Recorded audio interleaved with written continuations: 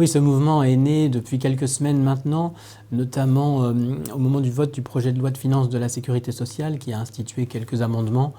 La 4e année d'internat de médecine générale dans les zones sous-dotées sans la pédagogie et l'accompagnement nécessaires écrits en tout cas dans la loi.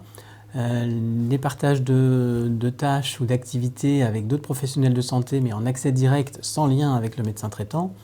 L'objectif national des dépenses d'assurance maladie qui est fixé pour l'année prochaine à 2,9% alors que l'inflation est à plus de 5%.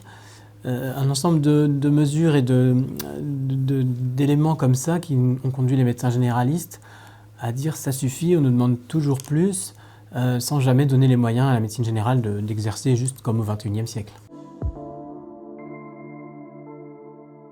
Tous les syndicats du coup se sont regroupés. Effectivement, il y a eu au départ différentes analyses, sauf que la colère était exprimée par tous les médecins. Donc il s'est agi de vraiment rassembler pour bien exprimer les difficultés actuelles du généraliste et surtout comment on peut améliorer l'accès aux soins de la population avec moins de médecins, mais en aidant les cabinets de médecins traitants. La consultation de base est à 25 € depuis 2016, elle n'a pas évolué depuis 2016. L'inflation depuis fait qu'en théorie l'acte de base devrait être à 28 €. Nous, c'est négocié tous les 5 ans normalement avec l'assurance maladie. C'était 2016, donc vous voyez que ça fait plus de 5 ans. C'est aussi ce qui cristallise la colère des médecins généralistes, puisque les augmentations se font rarement et en plus toujours plus tard que ce qui est annoncé.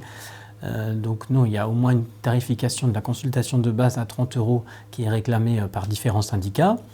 D'autres mouvements en réclament plus. Après, c'est un petit peu différent puisque ça dépend s'il y a une forfaitisation d'une partie de la fonction de médecin traitant ou pas. Donc les tarifs sont annoncés peuvent être variables. Mais ce qui est important, c'est au moins une valorisation de la consultation de base et aussi une valorisation des consultations complexes, puisque la consultation du généraliste s'est étoffée, a pris de la complexité, et ceci a un coût évidemment supérieur. Alors là, les négociations conventionnelles ont débuté. Il y a une prochaine séance de négociation. Enfin, il y a des négociations entre l'assurance maladie et les syndicats, puis des séances collectives. Donc en fonction de l'avancée des séances collectives, je crois que la prochaine doit être le 9 décembre. Donc en fonction de ce qui avance, les vendredis de la colère vont continuer ou pas.